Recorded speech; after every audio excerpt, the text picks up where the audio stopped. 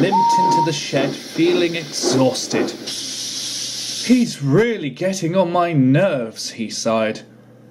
"Thomas isn't even here anymore," huffed James. "He's gone to work on the branch line."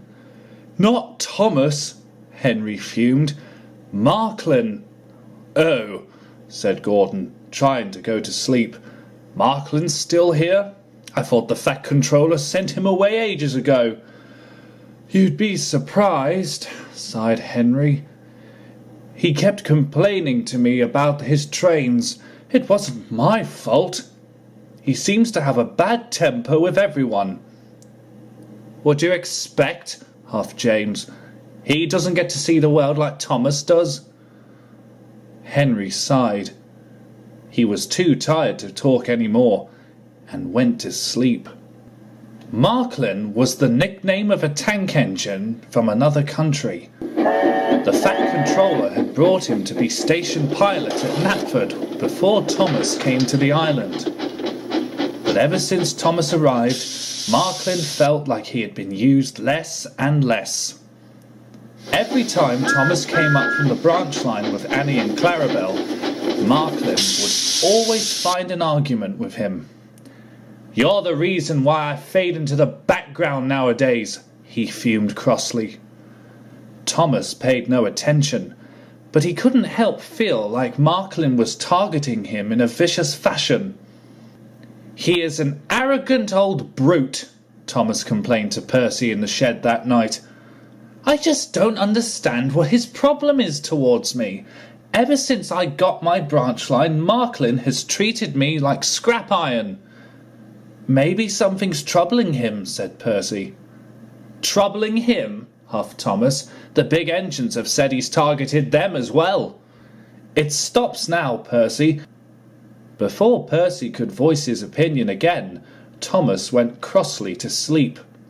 The very next morning, Percy came to the big station to sort out Gordon's coaches. He had just brought them to the platform and was about to prepare a goods train for Henry when he heard arguing. He looked across the yard and saw Gordon and Marklin bickering furiously at each other. "You don't tell me what to do, little one," scolded Gordon. "That's the Fat Controller's job." "What's the Fat Controller going to do about it?" fretted Marklin. "He never listens to me. You lot never listen to me either."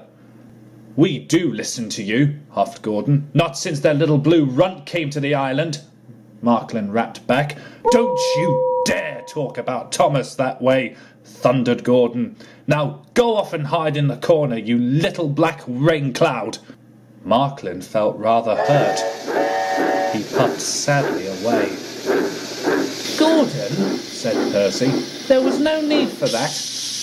"The stupid little runt told me to go and fetch my own coaches," rapped Gordon, "and then spoke illy of Thomas. I won't stand for it." Gordon thundered away from the station to get his coaches. Percy saw that Marklin was heading over to the sheds. This was the moment he would find out what was going on.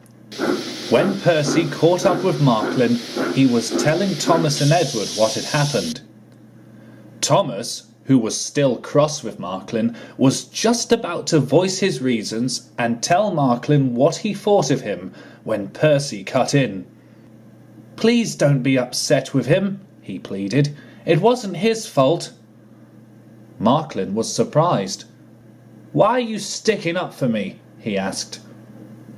"Something's troubling you," said Percy. "Why don't you tell us what it is?" Marklin was taken aback. He took a deep breath and sighed. "I just miss my old railway," he admitted. "The Fat Controller said I was going to stay here for quite some time, but he wasn't specific on how long I'd be here." "You miss your old friends, don't you?" asked Edward. "I miss them a lot," confessed Marklin. Thomas now felt terrible. I'm really sorry," he said. "Don't be," said Marklin. "I just want to go home." Marklin limped sadly away. "Poor engine," said Edward. "Luckily the Fat Controller's coming back from his holidays. Perhaps he'll be able to sort something out. Edward puffed away, leaving Thomas and Percy with a concerned look between them.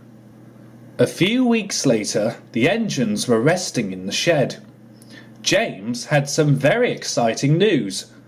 "The Fat Controller's got a postcard from Marklin's old railway," he said excitedly. "Is he all right?" asked Thomas. "He's doing better than all right," chuckled James. "He's had an overhaul and everything. You wouldn't recognise him." "I feel bad that we never got to know him properly," said Thomas. "Do you think he'll be all right on his old railway?"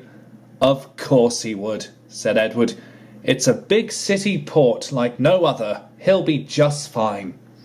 The engines smiled. While they never got the chance to see Marklin again, they knew he was doing well on his old railway, feeling more happier than ever before. And I bet you're wondering what Edward meant by big city port. If I told you, you probably wouldn't believe me.